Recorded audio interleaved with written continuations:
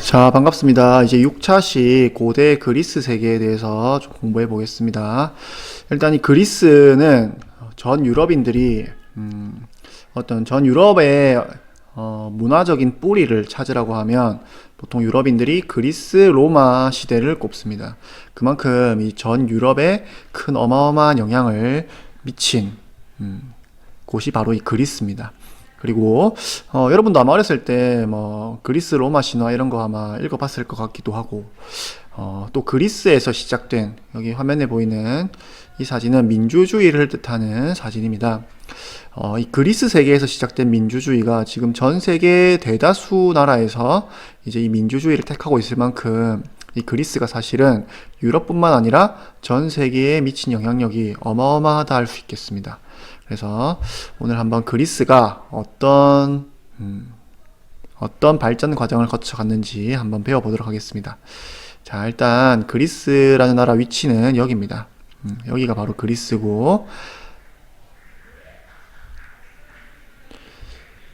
자, 일단 폴리스라는 단어에 대해서 우리가 좀 알아보겠습니다. 우리가 폴리스라고 하면 보통 여러분 경찰을 의미한다, 그 경찰을 의미하는 영어 단어로 이제 많이 들어봤을 텐데, 여기서는 이제 철자가 다르죠. 폴리스라는 것은 이 그리스 세계에서는 뭘 뜻하냐면 아주 작은 도시 국가들을 뜻합니다. 지금처럼 이제 우리나라처럼 어마어마한 영역을 가진 이런 국가가 아니라 하나의 작은 도시들마다 하나의 국가 같은 그런 독립된 국가의 형태를 이루고 있는 것을 이 폴리스라고 하고, 이 그리스는 여러분이 그 지도를 보면 굉장히 산이 많은 곳입니다. 그래서 이 도시들마다 작은 도시들이 이제 하나의 국가처럼 서로 어떤 교류나 이런 것이 막 활발하게 이루어지는 곳은 아닌, 그래서 이런 도시 국가들을 폴리스라고 부르고, 이 그리스 곳곳에 거의 뭐 수백 개에 가까운 폴리스들이 성립되어 있었다라고 볼 수 있습니다. 그래서 우리가 가장 이제 교과서에도 등장하고 널리 알려져 있는 폴리스가 바로 이 아테네와 스파르타라는 곳입니다.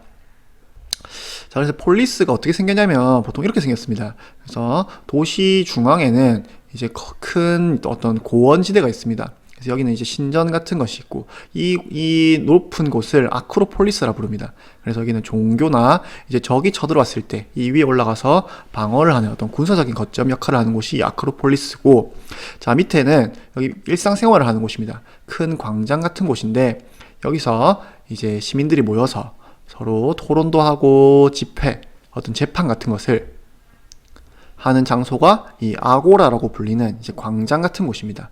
그래서 폴리스는 이렇게 큰 어떤 장소가 두 가지 장소로 이제 나누어져 있습니다.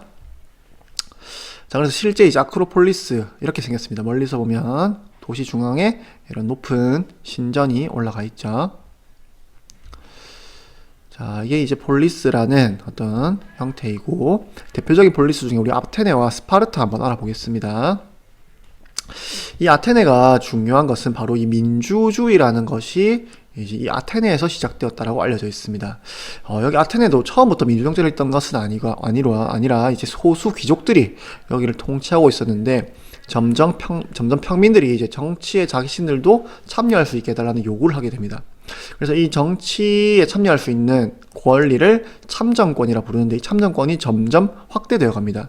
이렇게 평민들이 참정권을 요구할 수 있게 된 배경에는 어떤 것들이 있냐면, 자, 처음에는 원래 이 전쟁을 할 때 이 전차, 여기 보이면 여기 말들이 끌고 다니는 어떤 전차 보이죠? 이 전차 위주로 전쟁이 이루어졌습니다.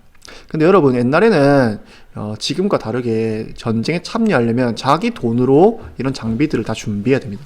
그러니까 이 전차 위주 전쟁에서는 이런 말도 여러 피를 끌어야 되고, 뒤에 있는 전차도 있어야 되죠. 그리고 전차에 싣고 다가가면서 이제 무기도 있어야 되겠죠. 이런 것들을 다 갖출 수 있으려면 아주 경제력을 갖춘 귀족들만 전쟁에 참가할 수 있었습니다.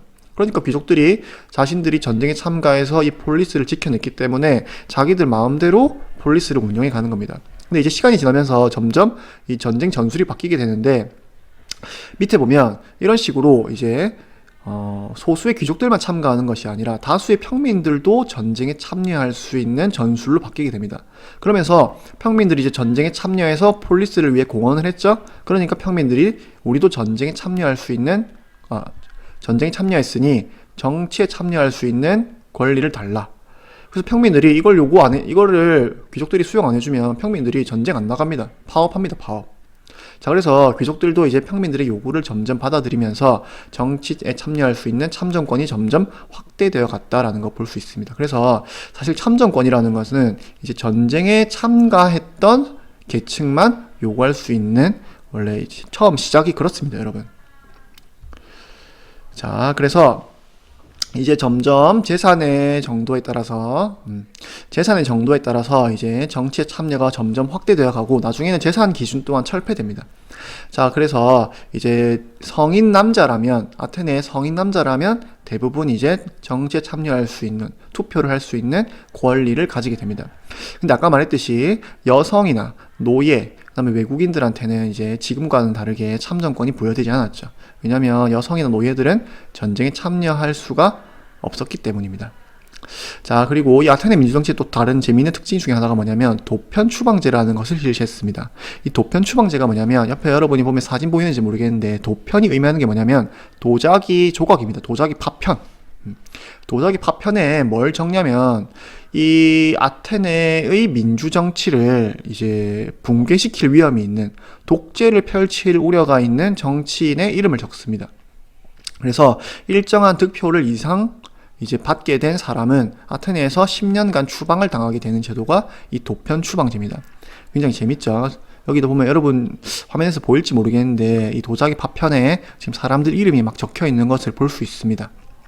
자, 그리고 여기 지금과 다른 또 아테네 민주정치의 특징이 뭐냐면 직접 민주정치라고 부릅니다. 직접 민주정치가 뭐냐면 우리가 지금은 여러분 우리가 직접 정치에 참여한다기보다는 우리를 대표할 수 있는 대리인을 선출하죠. 우리가 국회의원이라든지 대통령이라든지 우리가 선거를 통해서 우리의 뜻을 대신할 수 있는 사람들을 선출해서 그 사람들이 우리의 뜻을 반영해서 정치를 합니다. 그래서 이런 거는 이제 간접적으로 우리의 뜻을 반영시킨다고 해서 간접 민주정치라 부릅니다.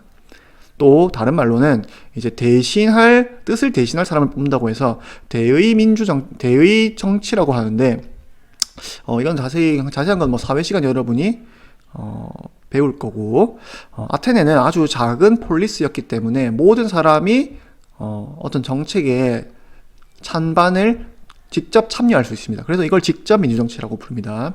사실 지금 같은 경우는 여러분 인구가 뭐 5천만이고 어마어마하게 넓기 때문에 모든 사람이 동시에 어떤 정책에 대해서 찬반 의견을 다 물어서 할 수도 없겠죠. 근데 아테네는 작은 폴리스였기 때문에 이렇게 직접 민주정치라는 것을 했다는 특징이 있습니다.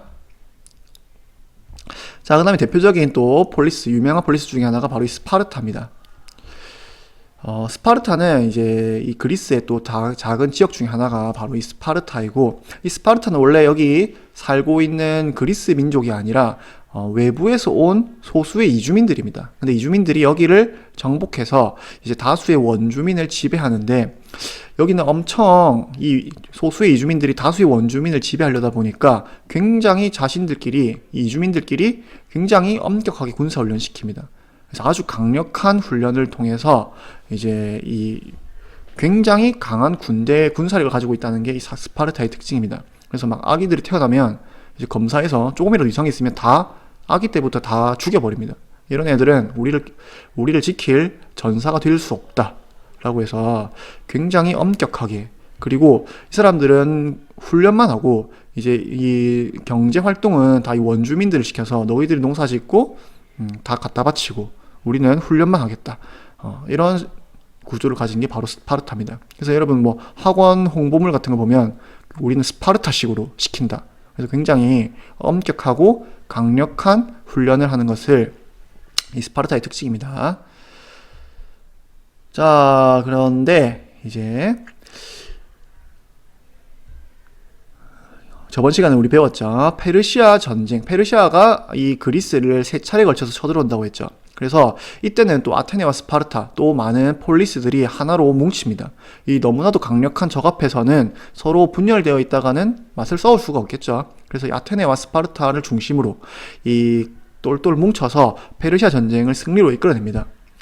자, 그래서 이 아테네가 이제 육상 전투를 맡았었던 건 스파르타고 해상 전투를 했던 게 아테네인데, 이 아테네가 전쟁 이후에 이 강력한 해군을 바탕으로 다른 폴리스들에게 횡포를 이제 부리기 시작합니다.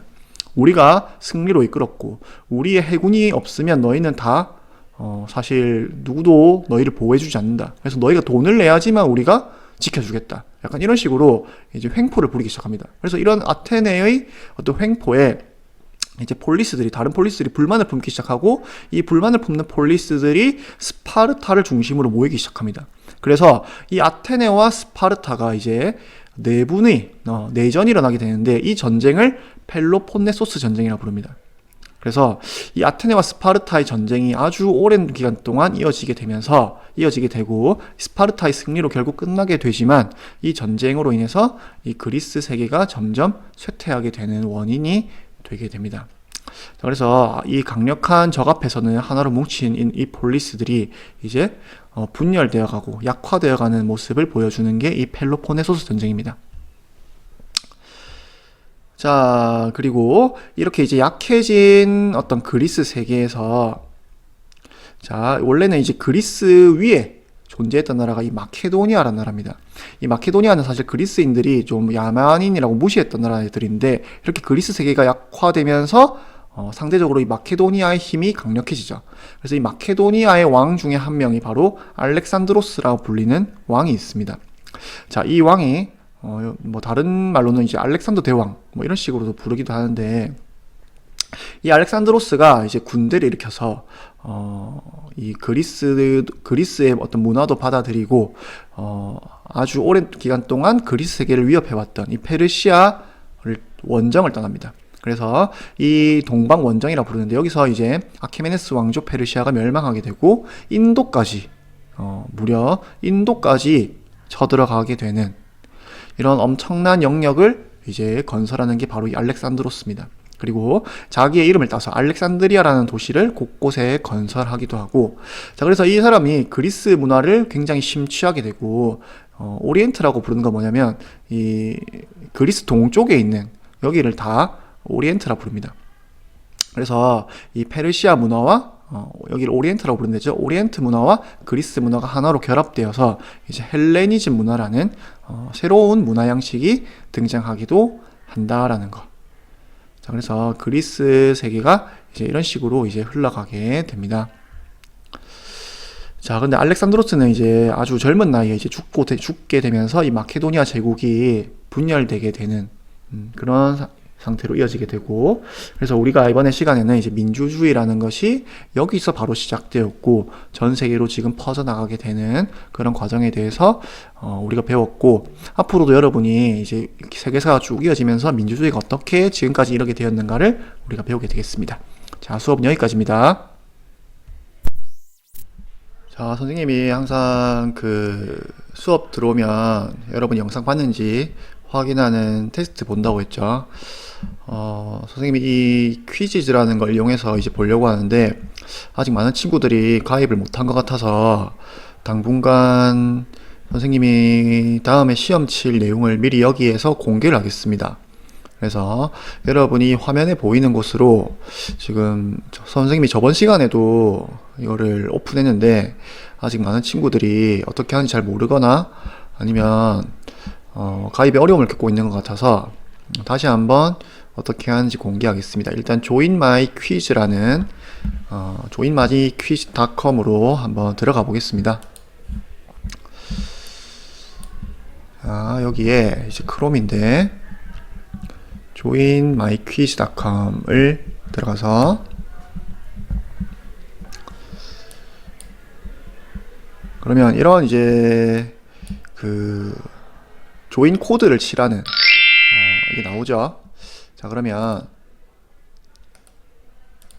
여기 숫자를 치는 겁니다. 숫자 8자리를. 아까 여기서 봤던 4300-3095, 여기 지금 중간에 띄어져 있는데 여러분 띄어쓰기 할 필요 없습니다. 그냥 4300-3095를 치고 조인을 누르겠습니다. 자, 그러면 이제 자기 닉네임을 설정을 해야겠죠. 닉네임은 선생님은 이렇게 돼 있지만 여러분은 학번 2140. 선생님 가명을 하나 쓰겠습니다. 아무 가명이나. 정관중. 이런 닉네임을 치고 들어가겠습니다. 그러면 여기 스타트 게임이 있죠. 스타트 게임에서 눌러보겠습니다. 그러면 이렇게 화면이 뜨고 고 하고, 자 여기 이런 식으로 선생님이 이제 설정한 문제가 뜹니다. 그래서 당분간 이렇게 퀴지즈닷컴에 선생님이 코드를 오픈할 테니까 여러분이 들어와서 미리 문제를 풀어보고, 이제 여러분이 충분히 퀴즈즈에 익숙해지고 대부분이 다 가입을 했으면 그때는 이제 공개하지 않고 여러분이 태블릿을 들고 이 퀴지즈닷컴에 항상 접속해서 선생님이랑 같이 영상을 봤는지 확인하는 문제를 풀도록 하겠습니다. 알겠죠? 그래도 모르겠으면 선생님 찾아오세요.